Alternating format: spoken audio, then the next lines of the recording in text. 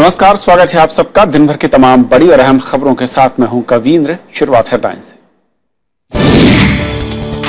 कल बांग्लादेश जाएंगे प्रधानमंत्री नरेंद्र मोदी। भूमि सीमा समझौता, रेल संपर्क और कारोबार पर रहेगा जोर। भारत नीदरलैंड में सहयोग के लिए बनेगा रोड मैप। रक्षा क्षेत्र में मिलकर उत्पादन पर जोर। आतंकवाद के खिलाफ साझा कार्य समूह। एनएससीएन समेत 4 संगठनों ने मणिपुर हमले के लिए जिम्मेदारी। उग्रवादियों की धरपकड़ के लिए सघन अभियान। एनआईए करेगी जांच। मैगी नूडल्स की देश भर में बिक्री, उत्पादन और आयात पर पाबंदी। 9 किस्मों में मिले हानिकारक रसायन। नेस्ले ने आरोपों से किया इनकार। केरल में मानसून का स्वागत। कई इलाकों में भारी बारिश। सूखा पड़ा तो केंद्र सरकार डीजल, बिजली और बीज पर देगी सब्सिडी। आइए देखते हैं हमारी आज की पहली खबर।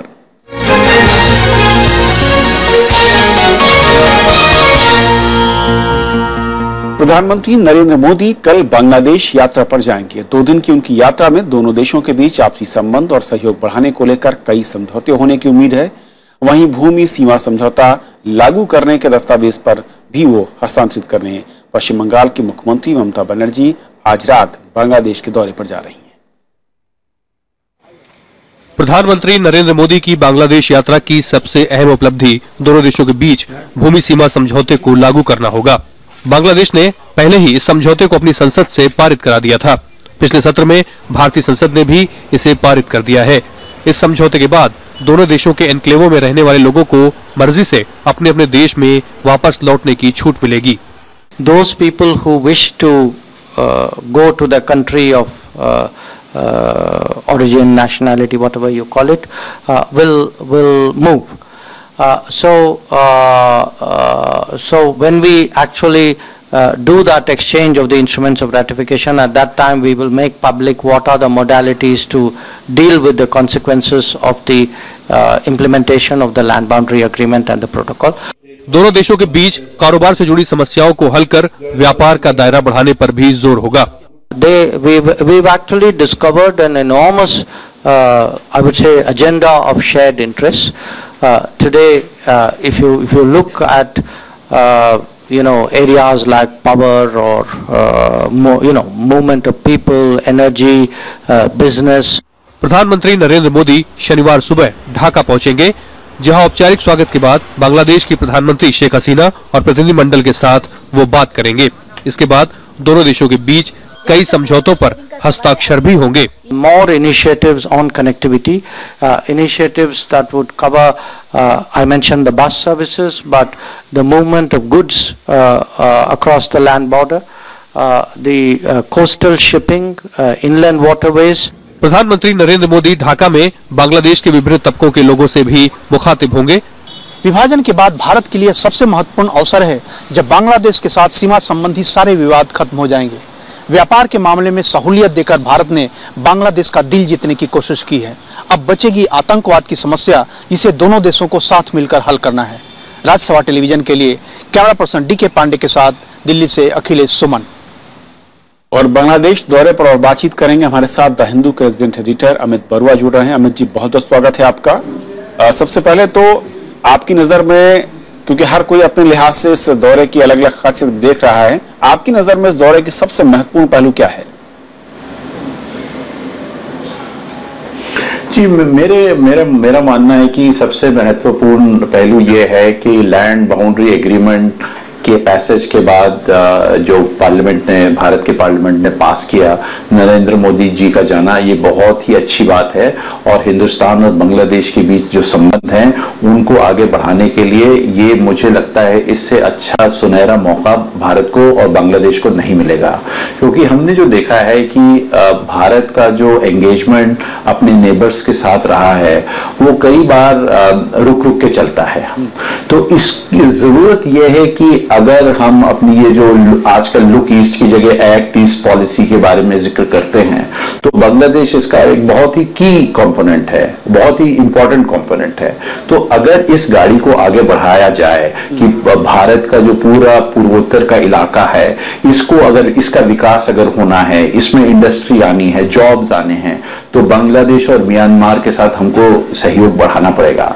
लेकिन होता यह है कि अगर सिर्फ इवेंट होकर रह जाए कि अगर कोई बड़ी विजिट होती है तो उसके बाद फोकस होता है, लेकिन इसको एक प्रक्रिया बनाना और इसके साथ दोनों मुल्कों को जोड़ना, उनके वाणिज्य कॉमर्स की स्ट्रीम्स को जोड़ना, ये सब तमाम चीजें बड़ी चीज है। कनेक्टिविटी को बढ़ाना, ये सब चीजों पे अगर हम लोग तवज्जो दे सके और शेख हसीना और मोदी साहब इस प्रक्रिया को आगे बढ़ा सके, तो मुझे लगता है कि पूरे दक्षिण एशिया में एक सिग्नल जाएगा कि भारत दक्षिण एशिया के साथ एंगेज करने में वाकई में गंभीर है। और अमित जी, क्या इस बार ये माना जाए कि जो राज्य सरकार यानी कि मैं कहूं ममता बनर्जी सरकार है, जिस तरीके से कोऑपरेट करे, क्योंकि इससे पहले भी सरकारों ने प्रयास किए थे लेकिन उस तरह की मदद वो नहीं मिली, इसकी उम्मीद शायद केंद्र सरकारों को हुआ करती है, और इस बदले हुए रुख से अब लगता है कि जो तमाम बड़े विवादित मुद्दे हैं, मैं कहूं कि लैंड बाउंड्री एग्रीमेंट तो हो ही चुका है, इसके अलावा अगर तीस्ता नदी जल बंटवारे की बात करूं,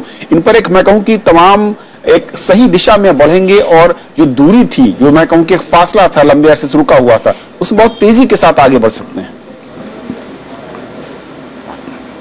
जी बिल्कुल। बंगाल की मुख्यमंत्री है ममता बनर्जी, आपको याद होगा जब डॉक्टर मनमोहन सिंह प्रधानमंत्री के रूप में बांग्लादेश जा रहे थे, तो आखिरी समय में ममता बनर्जी ने यह निर्णय लिया कि वो प्रधानमंत्री जी के साथ बांग्लादेश नहीं जा रही हैं। तो इस बार मुझे लगता है कि जिस तरह की एंगेजमेंट केंद्र सरकार और राज्य सरकार के बीच हुई है, जो बातचीत उन दोनों के बीच हुई है, उसका नतीजा ये है कि सुश्री ममता बनर्जी जा रही हैं मोदी जी के साथ। और मुझे लगता है ये अच्छी चीज है कि स्टेट्स को, प्रांतों को इन्वॉल्व करना विदेश नीति में, मुझे लगता है बहुत ही जरूरी, बहुत ही आवश्यक चीज है। और अगर इससे बांग्लादेश को भी एक सिग्नल जाता है कि भारत में तमाम पॉलिटिकल पार्टीज हो, चाहे वो ऑपोजिशन में हो या सत्ता में हो, ये चाहती हैं कि उनके साथ रिश्ते बढ़ें। और मैं ये भी कहता चलूं कि ये जो लैंड बाउंड्री एग्रीमेंट है, इसको पहले यूपीए ने प्रपोज किया और उस वक्त बीजेपी ने इसका विरोध किया, लेकिन सरकार में आके उनको समझ आ गया कि ये एक अच्छी चीज है और हमको इसका समर्थन करना चाहिए। तो ये तमाम चीजों को देखते हुए मैं काफी आशान्वित हूं कि नरेंद्र मोदी जी जो यात्रा है बांग्लादेश, उसकी वजह से दोनों मुल्कों के जो रिश्ते हैं उसमें एक नई गर्मजोशी पैदा होगी। और कहा जाता है कि जब तक कारोबारी रिश्ते ना हो तो बाकी रिश्ते कई बार कमजोर से दिखते हैं। कारोबार के लिहाज से अमित जी, दोनों देशों के बीच किस तरह का स्कोप दिखता है आपको? जी देखिए, भारत और बांग्लादेश के जो ट्रेड रिलेशंस है वो भारत की तरफ बहुत लोडेड है। तो कई तरीकों से बांग्लादेश को भारत ने कंसेशंस दिए हैं, ट्रेड कंसेशंस दिए हैं, उसका फायदा भी हुआ है। लेकिन जो भारत और बांग्लादेश का जो रिश्ता होना चाहिए वो राजनीतिक कारणों की वजह से मामला आगे नहीं बढ़ा है। तो भारत का जो प्राइवेट सेक्टर है वो किस तरह से बांग्लादेश में जा सकता है, किस तरह से बांग्लादेश की इकोनॉमी में भागीदारी कर सकता है, और इंफ्रास्ट्रक्चर के प्रोजेक्ट्स हैं, इन सब चीजों को लेकर फोकस होना चाहिए, कनेक्टिविटी को लेकर फोकस होना चाहिए, ट्रेड, बॉर्डर ट्रेड को लेकर फोकस होना चाहिए, इनलैंड वाटरवेज, तमाम चीजें। ये मुझे लगता है कि भारत और बांग्लादेश के बीच बहुत सारी कोशिशें हो सकती है। और आपको मालूम है कि बांग्लादेश में भी का है जो चाहता है कि बांग्लादेश और भारत के रिश्ते अच्छे ना हो। तो मुझे लगता है कि अभी दक्षिण एशिया के परिप्रेक्ष्य में ये बहुत ही जरूरी है कि अगर कोई ऐसी सरकार है जो भारत के साथ काम करना चाहती है तो उसका मौके का फायदा उठाना चाहिए, और जिस तरह की भी कोऑपरेशन दोनों मुल्कों में संभव है उसमें मुझे लगता है उनको जी जान से लग जाना चाहिए। जी अमित बरुआ जी, बहुत बहुत शुक्रिया इस पूरे मसले पर बातचीत करने के लिए आपसे। तो ये थी पहली खबर। छोटा सा ब्रेक के उस पार दिन भर की दूसरी बड़ी खबर।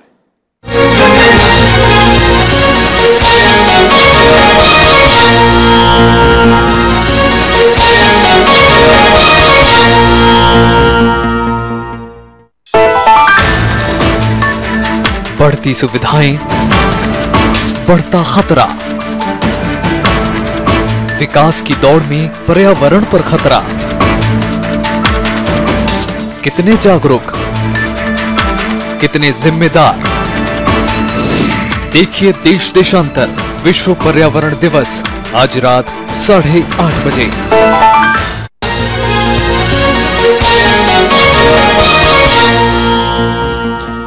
भारत और नीदरलैंड ने आतंकवाद से निपटने के लिए संयुक्त कार्य समूह बनाने का फैसला किया है। प्रधानमंत्री नरेंद्र मोदी और नीदरलैंड के प्रधानमंत्री मार्क रुटे के बीच आज दिल्ली में हुई शिखर वार्ता पर इस पर सहमति बनी है। इसके साथ ही दोनों देशों ने बुनियादी ढांचे, निवेश, कृषि और अक्षय ऊर्जा समेत 13 क्षेत्रों में सहयोग बढ़ाने के लिए रोड मैप तैयार किया है। 3 दिन की भारत यात्रा में दिल्ली पहुंचे नीदरलैंड्स के प्रधानमंत्री मार्क रूटे ने शुक्रवार को हैदराबाद हाउस में प्रधानमंत्री नरेंद्र मोदी से मुलाकात की।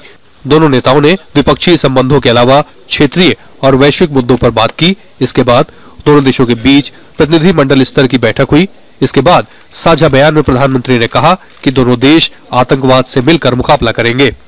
We agreed that we both stand to benefit from closer bilateral and multilateral cooperation, including in areas such as countering terrorism and extremism, defense, maritime security, and cyber security. We have agreed to set up a joint working group on counter-terrorism, which will hold its first meeting on 19th June. दोनों देशों ने बुनियादी ढांचे, shipping, port, जलमार्ग के क्षेत्र में सहयोग बढ़ाने पर सहमति जताई है। इसके अलावा अक्षय ऊर्जा, विज्ञान और तकनीक के अलावा स्वास्थ्य और खेल के क्षेत्र में मिलकर काम करने पर सहमत हुए हैं। प्रधानमंत्री ने नीदरलैंड से आने वाले सैलानियों के लिए ई वीजा देने का ऐलान किया। वहीं नीदरलैंड्स ने मेक इन इंडिया और रक्षा क्षेत्र में भागीदारी बढ़ाने की बात कही है। Prime Minister Modi has ambitious plans for economic growth and has announced major initiatives like Make in India and Clean India. The Netherlands is a key partner in helping India achieve these goals and to learn from India so that we also can apply these lessons in the Netherlands. Indeed, our two nations have long-standing ties. Mark Rutte शनिवार को 2008 के मुंबई हमलों में शहीदों को श्रद्धांजलि देंगे और कॉर्पोरेट जगत के सीईओ से मुलाकात करेंगे। वे महाराष्ट्र के मुख्यमंत्री देवेंद्र फडणवीस से मुलाकात करेंगे और कुछ समझौते भी होंगे। अखिलेश सुमन, राज्यसभा टीवी। मणिपुर के चंदेल जिले में हुए उग्रवादी हमले के बाद सेना और असम राइफल्स ने इलाके में व्यापक तलाशी अभियान छेड़ा है। सेना प्रमुख जनरल दलबीर सिंह सुहाग ने भी घटनास्थल का दौरा किया। पूर्वोत्तर के उग्रवादी संगठन NSCN खापलांग गुट ने इस हमले की जिम्मेदारी ली है। म्यांमार सीमा के नजदीक कल सुबह सेना के गश्ती दल पर हुए हमले में 6 डोगर रेजिमेंट के 18 जवान शहीद हुए थे और इसकी जांच की मांग NIA को सौंपी गई है। सेना के जवानों पर हमला करने वाले उग्रवादियों की धरपकड़ के लिए म्यांमार सीमा के नजदीक मणिपुर के पारालोंग, चरोंग, मोल्तू सहित कई अन्य इलाकों में खोजी अभियान चलाया गया है। सेना प्रमुख दलबीर सिंह सुहाग ने मौके पर पहुंचकर हालात का जायजा लिया और कई निर्देश भी दिए। मणिपुर सरकार ने भी पूरे सहयोग की बात कही है।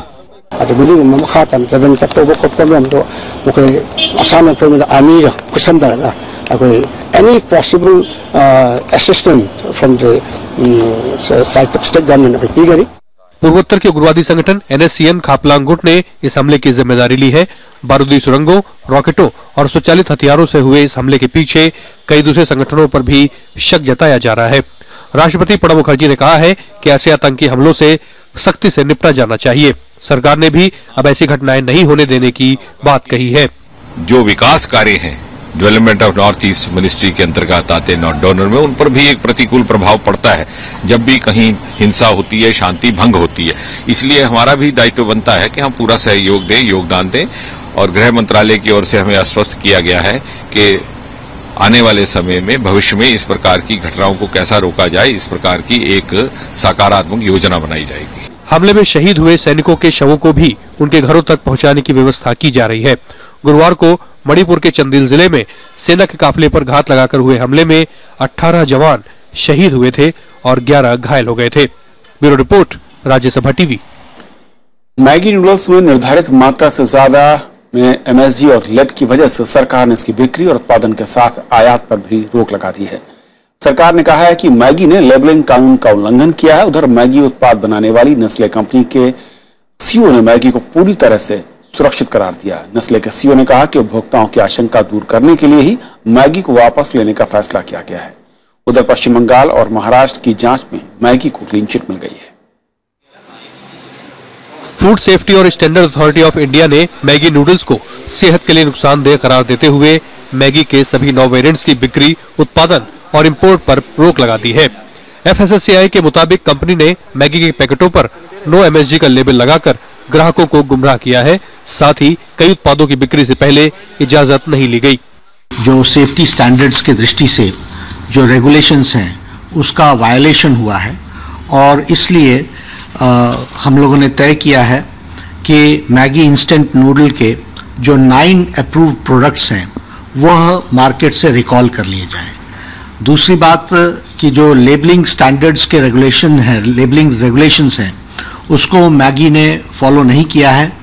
उधर मैगी उत्पाद बनाने वाली कंपनी नेस्ले की ओर से कंपनी के ग्लोबल सीईओ पॉल बुल्के ने दिल्ली में प्रेस कॉन्फ्रेंस करके सफाई देने की कोशिश की। नेस्ले ने दावा किया है कि मैगी सेहत के लिए पूरी तरह सुरक्षित है और सभी परीक्षण मानकों में इसे सही पाया गया है। बुल्के ने कहा कि उपभोक्ताओं की आशंका को दूर करने के लिए मैगी को बाजार से वापस लेने का फैसला किया गया है। The Maggi noodles in India are safe for consumption. More than 100 years here in India to secure our first priority, safety and quality of our products. These results are conclusive for us. We want to share them with the authorities to clarify. I think this is a matter of clarification. घातक रसायनों की पुष्टि के बाद बीते कुछ दिनों में कई राज्यों ने मैगी की बिक्री पर जहां पाबंदी लगाई है, वहीं पश्चिम बंगाल सरकार की जांच में मैगी को क्लीन चिट दे दी गई है। हालांकि सिंगापुर और नेपाल जैसे देशों ने भारत से मैगी के आयात पर रोक लगा दी है। प्रणब गोस्वामी, राज्यसभा टीवी। खाद्य सुरक्षा मानक संस्था FSSAI के सीईओ YS मलिक ने कहा है कि केंद्र सरकार अब हर 6 महीने में खाद्य पदार्थों के नमूनों की जांच को जरूरी बनाएगी, जिससे मैगी जैसे विवाद फिर न खड़े हों। FSS एक्ट की सेक्शन 26 में बहुत सारी रेस्पॉन्सिबिलिटीज दी गई है फूड बिजनेस ऑपरेटर को, लेकिन शायद अब ये इंस्टेंस देखने के बाद हमारे लिए भी ये जरूरी हो गया है कि हम उनको ये कहें कि हर 6 महीने जो प्रोडक्ट की अप्रूवल दी गई है वो उसको एक इंडिपेंडेंट लैब से टेस्ट करा के हमें उसकी लैब टेस्ट रिपोर्ट जरूर।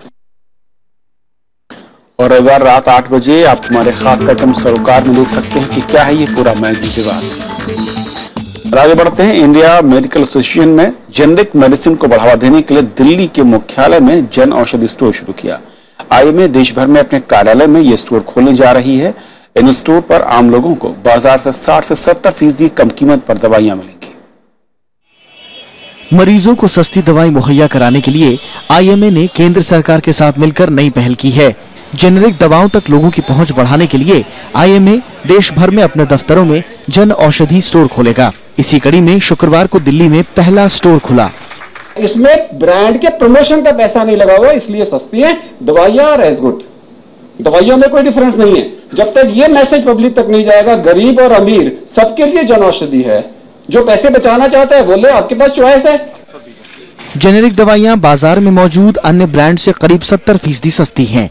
इस बारे में लोगों को जागरूक करने के लिए IMA अभियान चलाएगा। अभी तक देश में 157 जन औषधि केंद्र हैं, लेकिन दवाओं की कमी के चलते इन स्टोर पर मरीज कम ही आते हैं। कभी इसकी आपूर्ति में रुकावटें नहीं आएंगी। जितनी दवाइयां आज हैं उससे अधिक दवाई बढ़ाने की हम कोशिश करेंगे और ये सक्सेस होना है तो उसके सबसे बड़ा पहिया ये होगा कि अवेलेबिलिटी।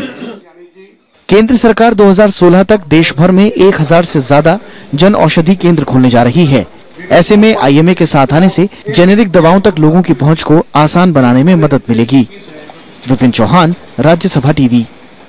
राष्ट्रपति प्रणब मुखर्जी ने उम्मीद जताई है कि सुधार लागू होने के बाद विस्तारित संयुक्त राष्ट्र सुरक्षा परिषद में भारत का नाम शामिल होगा। स्वीडन और बेलारूस की यात्रा के बाद लौट रहे राष्ट्रपति ने विशेष विमान में कहा कि दोनों देशों ने सुरक्षा परिषद में स्थायी सीट पाने के भारत के दावे का समर्थन किया है। उन्होंने बताया है कि संयुक्त राष्ट्र में सुधार की प्रक्रिया है और जब सुरक्षा परिषद में विस्तार होगा तो भारत के मामले पर प्रमुखता से विचार होगा। राष्ट्रपति प्रणब मुखर्जी स्वीडन और बेलारूस की यात्रा से स्वदेश लौट आए। Sweden and Belarus, both countries have been supportive of India's claim for permanent membership of the United Nations Security Council. केंद्रीय मंत्री जितेंद्र सिंह ने गृह मंत्री राजनाथ सिंह से आज मुलाकात कर जम्मू के मौजूदा हालात की जानकारी दी। उन्होंने कल हुई घटना को दुर्भाग्यपूर्ण बताते हुए हालात जल्द सामान्य होने की उम्मीद भी जताई। गृह मंत्री ने भी जम्मू कश्मीर के मुख्यमंत्री मुफ्ती मोहम्मद सईद से बात की और राज्य को हालात से निपटने के लिए मदद की बात भी कही। वहीं जम्मू में आज भी हालात तनावपूर्ण रहे। इलाके में धारा 144 लागू रही और सेना ने फ्लैग मार्च किया। श्रीनगर समेत कई इलाकों ने कल की घटना के खिलाफ से खूनी प्रदर्शन किया और घटना की न्यायिक जांच और दोषियों के खिलाफ कार्रवाई की भी मांग की। प्रदर्शन के चलते जम्मू पठानकोट हाईवे पर जाम लगा रहा। गुरुवार को जम्मू में धार्मिक समारोह के पोस्टर हटाने के विरोध में प्रदर्शन किया गया था और इस दौरान पुलिस की गोलीबारी में एक सिख युवक की मौत हो गई थी और 40 लोग घायल हुए थे। आखिरकार मानसून आज केरल पहुंच गया। राज्य के ज्यादातर हिस्सों में अच्छी बारिश की खबर है और मौसम विभाग ने कहा है कि देश के बाकी राज्यों में भी जल्द ही दक्षिण पश्चिम मानसून पहुंच जाएगा। इस बीच कमजोर मानसून के मद्देनजर केंद्रीय कृषि मंत्री राधा मोहन सिंह ने किसानों की हर संभव मदद का भरोसा दिया। इससे पहले वित्त मंत्री अरुण जेटली ने भी कहा कि खराब बारिश की स्थिति से निपटने के लिए केंद्र सरकार पूरी तरह से तैयार है।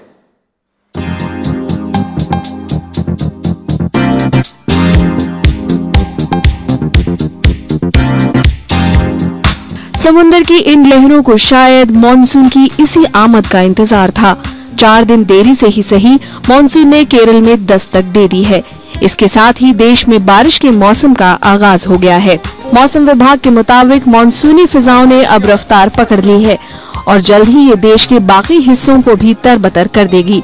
अपनी गति में बढ़ता मानसून अगले 48 घंटों में तेलंगाना और आंध्र प्रदेश पहुंचेगा। वहीं 2-3 दिन के भीतर ये पूर्वोत्तर राज्यों में पहुंच सकता है। इस बीच मुंबई समेत देश के कुछ हिस्सों में मानसून से पहले की बारिश हुई। बहुत अच्छा ऑनसेट हुआ है। पूरा केरला में फेयरली वाइड स्प्रेड रेन हुई है और आज हमने पूरा एंटायर केरला को कवर कर लिया और मानसून सदर्न कर्नाटका को भी टच कर गया है। कमजोर मानसून के अनुमान के बीच हालात से निपटने के लिए सरकार ने अभी से तैयारी शुरू कर दी है।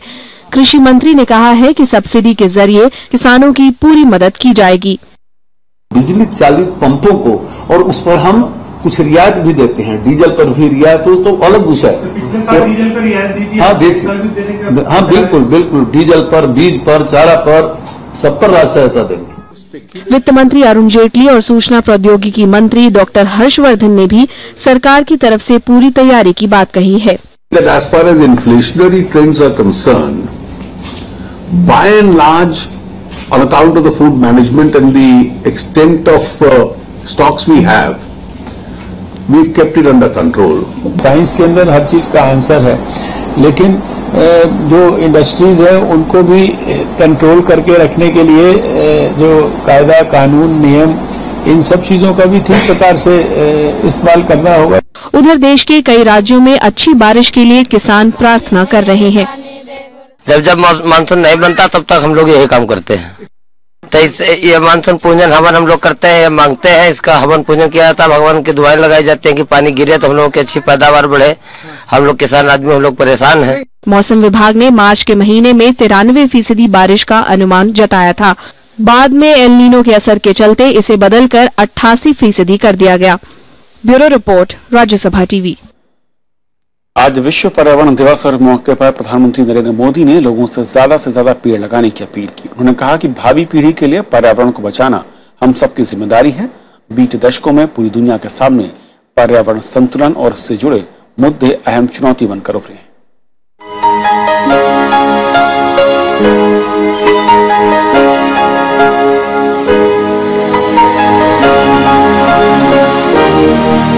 विश्व पर्यावरण दिवस पर प्रधानमंत्री नरेंद्र मोदी ने अपने आवास में कदम का पेड़ लगाया।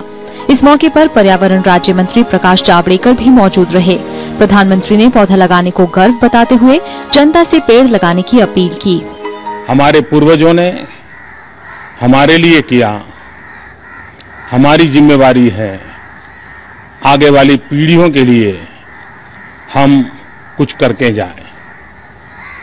हम ऐसी पृथ्वी न छोड़ें जिसके कारण हमारी भावी पीढ़ियां सांस तक न ले पाएं। पर्यावरण दिवस पर देश भर में कई कार्यक्रमों का आयोजन किया गया। कई हस्तियों ने इस मौके पर वृक्षारोपण कर लोगों को पर्यावरण जागरूकता का संदेश दिया। पर्यावरण मंत्रालय ने शहरी वन योजना की शुरुआत भी की। पेड़ लगाकर इस मुहिम का प्रारंभ किया है। मुझे बहुत खुशी है, मैं यहाँ पे आया और मैंने पहला पेड़ लगाया।